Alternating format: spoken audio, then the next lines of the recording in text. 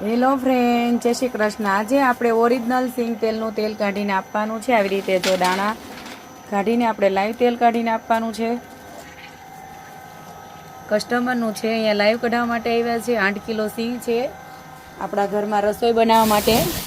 Original સિંગ તેલ જો આપણે એકદમ ખોર ક્રિસ્પી,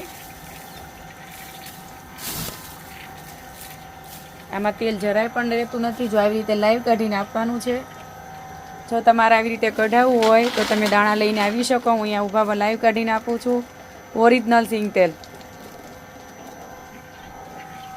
જો આવી રીતે આપણો આ તેલ નીચે જો ખોળ બેસી જશે, ઉપર આવી રીતે ક્લીન થઈ જાય ત્યારે આપણે ભરી લેવાનું છે। આમાં કોઈ પ્રોસેસ કરવાની જરૂર નથી।